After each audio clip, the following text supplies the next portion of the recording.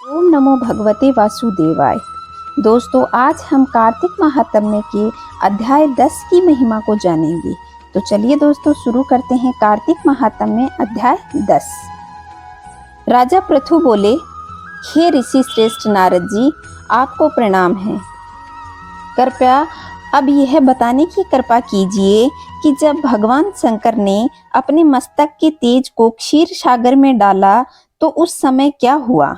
नारद जी बोले, हे राजन, जब भगवान शंकर ने अपना वह तेज क्षीर सागर में डाला तो वह उसी समय एक बालक का रूप धारण करके सागर के संगम पर बैठ करके संसार को भय देने वाला रुदन करने लगा, अर्थात वह जोर जोर से रोने लगा।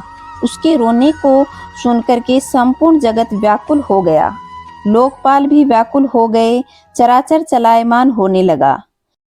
शंकर सुवन अर्थात शंकर जी के पुत्र के रोने से संपूर्ण ब्रह्मांड व्याकुल होने लगा।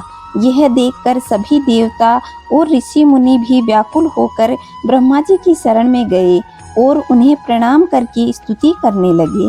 उन सभी ने ब्रह्मा जी से कहा, हे पितामह, ये रुदन तो बहुत ही विकट स्थिति उत्पन्न कर रहा है। हे महायोगिन, आप इसको नष्ट कीजिए। देवताओं के मुख से यह सुनकर ब्रह्मा जी सत्यलोक में उतरकर उस बालक को देखने के लिए सागर तट पर आए। सागर ने ब्रह्मा जी को आता देखकर उन्हें प्रणाम किया और बालक को उठाकर उनकी गोद में दे दिया।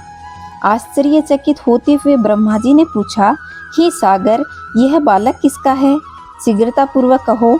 सागर विनम्रता पूर्वक बोला कि हे प्रभु, यह तो मुझे ज्ञात नहीं, परंतु मैं इतना अवश्य जानता हूँ कि यह गंगा सागर के संगम पर प्रकट हुआ है। इसलिए हे जगत गुरु, आप इस बालक का जात कर्म और आदि संस्कार कीजिए, इसका जातक फल बताइए। नारद जी राजा पृथु से बोले, सागर ब्रह्मा जी के गले में हाथ डालकर बार बार उनका आकर्षण कर रहा था।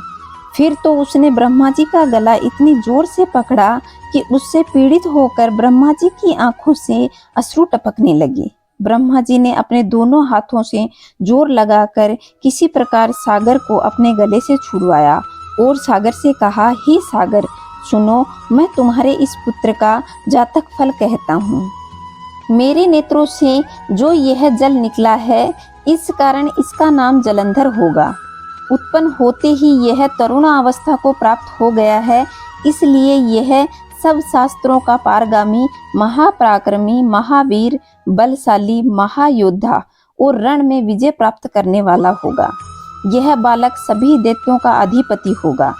यह किसी से भी पराजित न होने वाला तथा भगवान विष्णु को भी जीत लेने वाला होगा।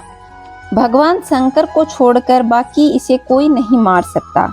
जहाँ से इसकी उत्पत्ति हुई है, ये वहीं जाएगा।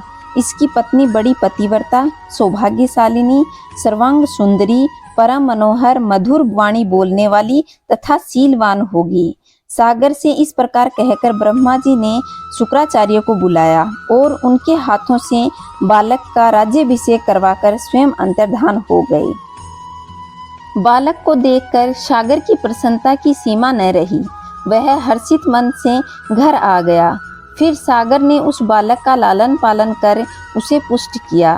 फिर कालनेमी नामक असुर को बुलाकर वृंदा नामक कन्या से विधि पूर्वक उसका विवाह करवा दिया।